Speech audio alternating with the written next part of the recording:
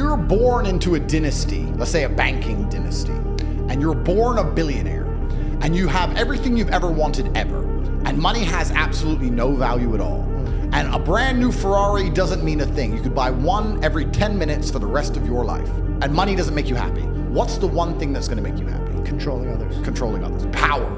Ego. So then you sit there and start looking at things. Because games become real. Absolutely. Yeah. So now you're like, okay, well, money doesn't satisfy me. What makes me feel important? Especially if you're gonna add in, let's add in another angle to it. Let's imagine you falsely believe, because it is falsely, that you're somehow genetically better than others. You're from this lineage. You're better than the other people. And the other people, the serfs and peasants, are struggling for money, and you have unlimited money because you're so smart and your family's always been so smart. You'll have haughty eyes. Yeah. So then you're gonna sit there and go, well, why did they make people put on a mask when they walked in the restaurant and take the mask off to eat and then put it on to go to the toilet and then take it off to eat and then put it back on? Because I have I'll tell you why, because it's funny. You think it's just because it's funny? Because it's an ego, because it's ego. I thought it was the test to see how far they could push something. Compliance tests, yeah, which is the same thing. So when you really understand that people who are in charge of the world are completely, like you said, broken. They're broken people. Money can't satisfy them. People often say, COVID was just for money. And I say, that's actually a very optimistic view of the world. It wasn't just for money. It was for something far worse. They have money. They print money. Yeah. They make money. They are the money. When I found out about I just learned about how they print money, I literally could not believe it. Oh yeah, money's not real. For 3 days, I'm sitting around, so I'm like, what the fuck is this? So they could just print this shit? Money is not real. It's not real. They just print it. It's not real. Fair. Please continue. Yeah, so money's not real. And I say that to people. So it's not about money. No, it's not about money. So what's it about? It's about power and control. Yeah. Because when you get to a certain level of wealth, and I'll talk from my own personal experience, I want people to understand I come from the lowest possible socioeconomic background. I come from a single mother household. My father and mother broke up when I was 9. I lived in Luton, England, which is the worst town in England. I grew up and went to a school with a 3% pass rate. Everyone around me was stabbing each other and selling drugs. I thought you said your father was one of the best fathers you ever had. He was, but my mother and father broke up and he stayed in America and I moved to England. And he wasn't financially successful, but he taught me other lessons. Gotcha. And I'm glad he didn't give me money because I think that a harsh upbringing and a harsh life makes a man a man. I don't think you learn a lesson any other way. But I come from the absolute bottom. And now I'm up at a position where we have a very large empire. A lot of it is shadow. Most people don't know what it is, but even our overt things, even our university and things that are online are turning over $15, $20 million a week. So we're doing crazy sums of money. So I've been from the absolute bottom to the absolute top. I've seen it all. And once you get past a certain level of wealth, once you get past a certain level of money, yeah, but then you understand what money is, right? So we say about money not being real. Money is not real from a governmental perspective because they just print it. It's nothing. But money is truthfully the stored time and energy of other people.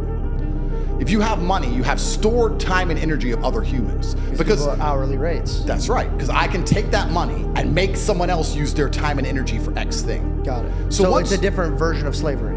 Absolutely. Because if I'm going to come along and say, you're no longer my slave. As my slave, you had to work for a house and a car. You're no longer my slave. In slavery, let's actually look at slavery. Slavery began that way. Yeah, and slavery said, you work on my plantation, I give you somewhere to eat. Or I'll give you my daughter. Yeah. This is how people would work. And that's why they were like, oh, your Bible believes in slavery. I'm like, slavery was different. It wasn't like, there was bondages. Yeah. And there was slavery. That's why the Egyptians, that's a whole different type of slave. Yeah. But the origination of slave was like a debt. I'm paying you a debt. Yep. Completely. So let's look at even American slavery, the slavery that most Americans understand. You're gonna work for me, I'm gonna give you a house, and I'm gonna give you food. And you're gonna stay here and you're gonna work. Slavery is abolished. So now what do? You're gonna work for me, I'm gonna give you that, I'm gonna give you some money, and that money is enough to only buy you a house and some food. We've just put money in the middle. Now, if I can make you do whatever I want for money, and I can print as much money as I want, you're my slave. Because I can print it from the sky, and you need it to live.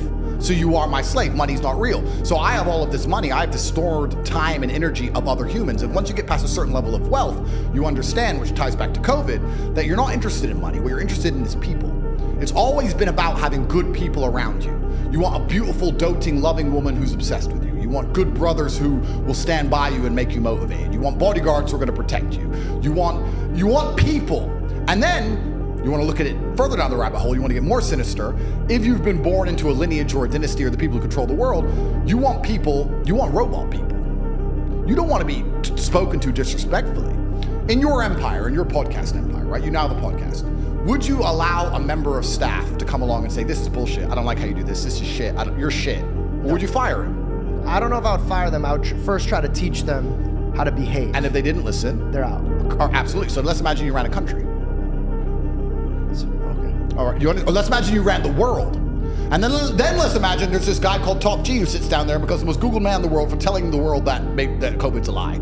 And you're making everybody run around and do everything you say. You're going to allow that person to get away with it? And now you start to understand, that's how the Matrix operates.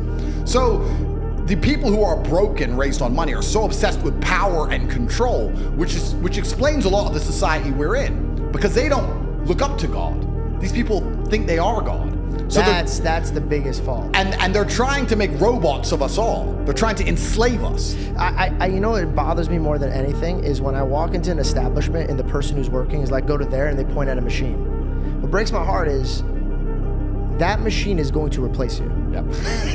And you have no idea. Yep. So you've gotten in a place where the person above you is encouraging you to be replaced. That's like, hey, see yourself out, legitimately. Yep. See yourself out. But people don't think. The people who are in charge of the world, they believe that as AI improves, a huge percentage of the planet are going to become useless ears. They don't need you anymore.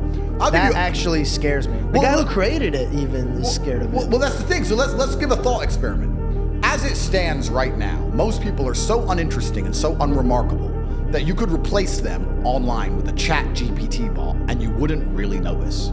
Genuinely, that's how boring most humans are. If you're special and remarkable and unique and you're famous or you do whatever, that's different. But most people you could replace with ChatGPT by text, you wouldn't even notice. And that is a free application which is brand new. Imagine we're gonna be in 20 years from now. So we start talking about useless ears. This has been discussed by very important, very powerful people at length. The same people who are trying to give you the vaccine are talking about the fact that the population of the earth needs to decline. Why do we need, they say it, Bill Gates says it. Why do we need to get rid of people? Well, machines will do it. So why do we need people sitting around who have hopes, dreams, aspirations? They want health care, they want safety, security, children, all of this garbage. We just need somebody to do X job, and a machine can do X job, so what do we need these people for? So then you start looking... I find it weird that Hollywood was the first one to strike about it, but it was about actors. Well, yeah, because have you ever asked ChatGPT to write a movie? Like that? Bro, it's better than anything you've seen in Hollywood in a long time. There's no woke bullshit. There's no trans, lesbian, black, double-dicked fucking hero.